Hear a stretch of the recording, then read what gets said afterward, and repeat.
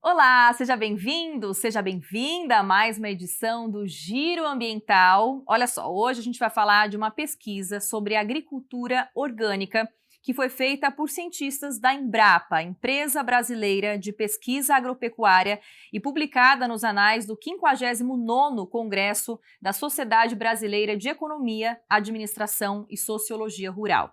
Ela buscou, essa pesquisa, compreender a globalização da agricultura orgânica a partir de uma perspectiva comparativa e constatou que, apesar do incremento no setor, comparativamente à produção brasileira em termos de toneladas de hectares, se situa ainda bem abaixo da média dos países estudados, e foram 14: Tanzânia, Gana, Ruanda, Chile, Índia, Itália, Espanha, Dinamarca, Estados Unidos, Oceania, Austrália e, na América Latina, além do Brasil, é claro, também o México e o Chile.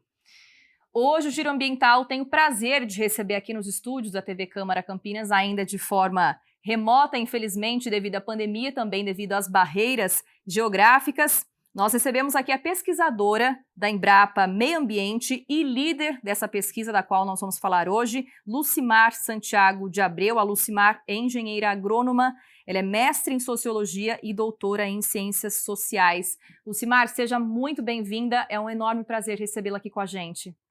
Muito obrigado, o prazer é todo meu e agradeço a oportunidade de falar sobre essa pesquisa. Essa pesquisa que você aí de casa vai entender um pouquinho melhor agora em números. Roda o VT. A pesquisa identificou que a agricultura orgânica se encontra em grande estágio de desenvolvimento, contando com 79 milhões e 900 mil hectares de área cultivada, tendo alcançado, em 2019, um mercado de 106 bilhões e 400 milhões de euros, os maiores níveis já registrados. A produção orgânica está presente em 187 países. Eram mais de 3 milhões de produtores em todo o mundo em 2019, segundo o estudo. Os Estados Unidos e a Europa representam a maior fatia nesse mercado. No Brasil, o segmento movimentou 5 bilhões e 800 milhões de reais em 2020, valor 30% superior ao de 2019. Os dados são da Associação de Promoção da Produção Orgânica e Sustentável. Mas, avaliando produtos específicos, como as hortaliças, a China ficou bem à frente do Brasil, com um número 11,5 vezes maior de produção. A produção da Itália e da Índia é 6,4% e 4,8% vezes maior que a do Brasil também, respectivamente. Resultado semelhante foi encontrado no caso de produção de frutas tropicais e frutas de clima temperado, que aparecem mais concentrados nesses outros países e bem menos no Brasil. Lucimar, depois de todos esses números, então, que a gente viu, né, tanta coisa para analisar, vamos voltar aqui para a parte conceitual da coisa, né, a agricultura orgânica. Como é que a gente pode entender o que é agricultura orgânica hoje no Brasil e no mundo e quando que esse movimento passou a ter mais força? Olha, a agricultura orgânica ela é a produção de alimentos de base ecológica, né? Sem uso de agrotóxicos e sem uso de técnicas que degradam os recursos naturais. A agricultura orgânica tem um vínculo muito forte com a questão da sustentabilidade, com a questão da alimentação e da saúde humana. Então, a legislação brasileira, que é uma legislação recente sobre produção orgânica, ela é tardia quando comparada com outros países. O decreto da legislação orgânica, para você ter uma ideia, é de 2003. Então, ele estabelece, de uma maneira assim, muito original, que a produção orgânica, o produto orgânico, ele abre um guarda-chuva de várias denominações que se encaixam dentro desse guarda-chuva, desde que respeite as regras do sistema orgânico. Você pode ter, então, dentro desse guarda-chuva, como produto orgânico, alimentos oriundos da agricultura natural, da permacultura, da biodinâmica, de um conjunto de escolas de pensamento e de produção de base ecológica. E, nesse sentido, ela é bastante original e o que coloca esses alimentos, esses produtos dentro desse guarda-chuva, produção orgânica, é o fato de respeitarem a legislação, as técnicas e as demandas sociais relacionadas à produção orgânica, tá? E ambiental, claro. Agora, Lucimar, quando a gente fala, né, que o Brasil, apesar do incremento no setor, ficou, de forma comparativa, bem abaixo da média dos países estudados, a gente está falando de que desafios o país tem hoje que nos deixou nessa posição? Olha, o Brasil ele tem um potencial muito grande, né? Ele tem uma abrangência territorial gigantesca, propícia à produção de alimentos, né? Como nós sabemos.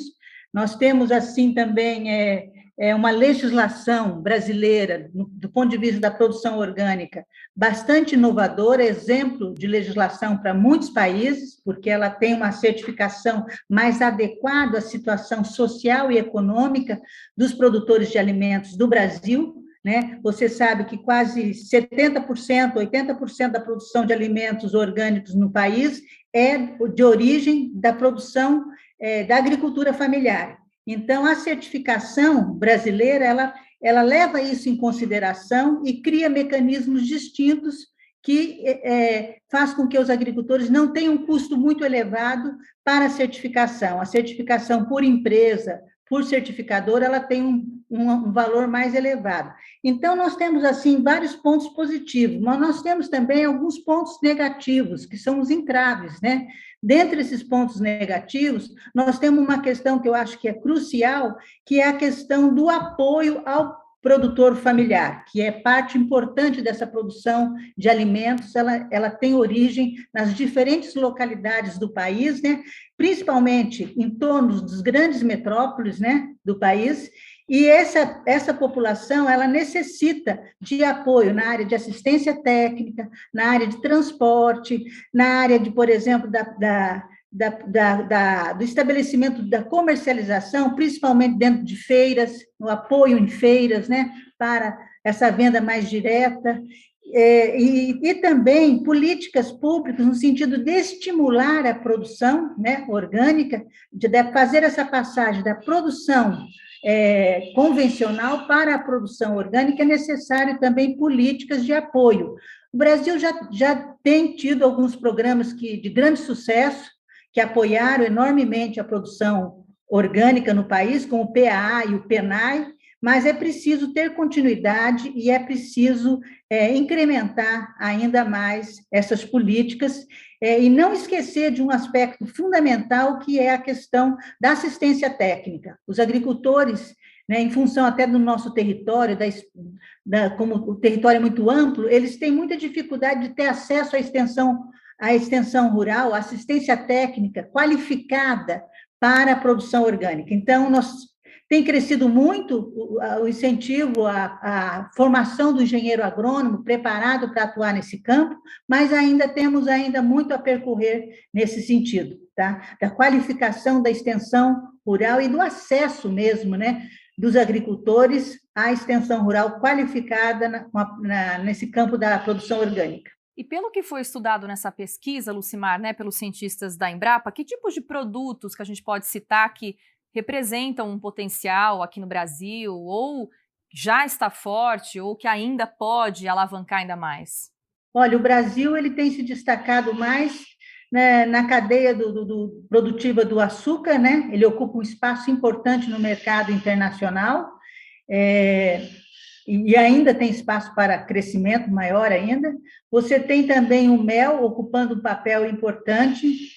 Você tem também o café, de certa forma, também, né? Agora, o nosso grande problema como estudiosos é que nós não detemos, aqui no caso brasileiro, de estatísticas disponíveis para os estudos, até para o planejamento e para subsidiar políticas públicas, né? Então, foi um esforço gigantesco que nós fizemos de tentar montar estimativas a partir da FAO, né? E também do IPEA, a partir dos dados do cadastro do mapa, montar um pouco esse contexto da produção brasileira e tentar comparar isso com o que está acontecendo nos demais países. Ocorre aqui o que eu gostaria de falar, um aspecto que eu acho que é fundamental, que é a oportunidade que a agricultura orgânica hoje abre para os produtores e para o próprio Estado brasileiro. Por quê? Porque a agricultura orgânica ela contribui enormemente para a questão das mudanças climáticas, para a minimização, para mitigar os efeitos das mudanças climáticas.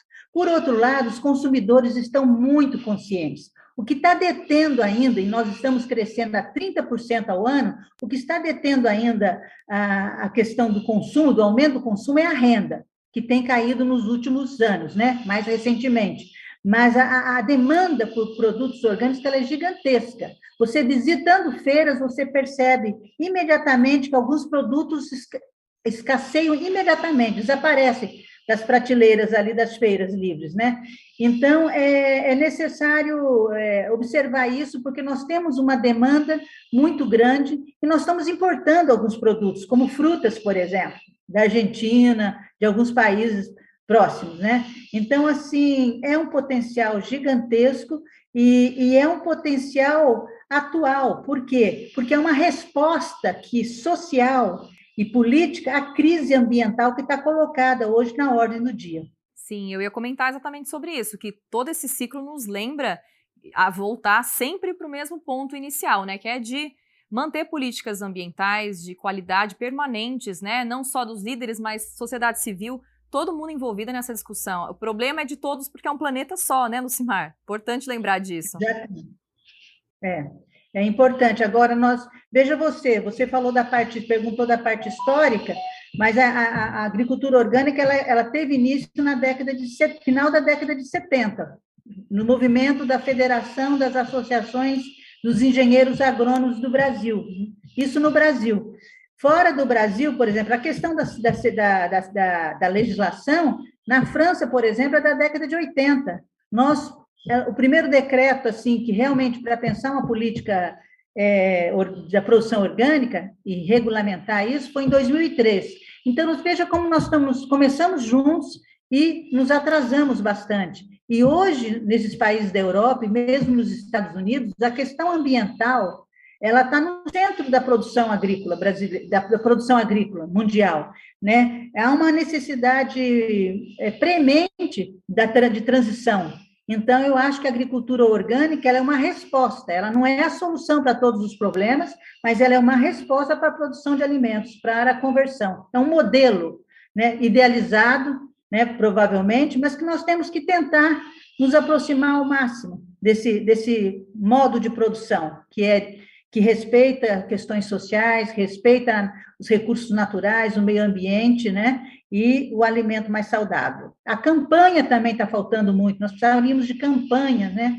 Sobre a questão do alimento saudável. Mas eu acho que o mais importante ainda é um apoio para a transição por parte de programas e políticas de desenvolvimento da produção orgânica no país. Agora, uma curiosidade minha enquanto jornalista mesmo, Lucimar, quantas pessoas mais ou menos são envolvidas em uma pesquisa desse tamanho?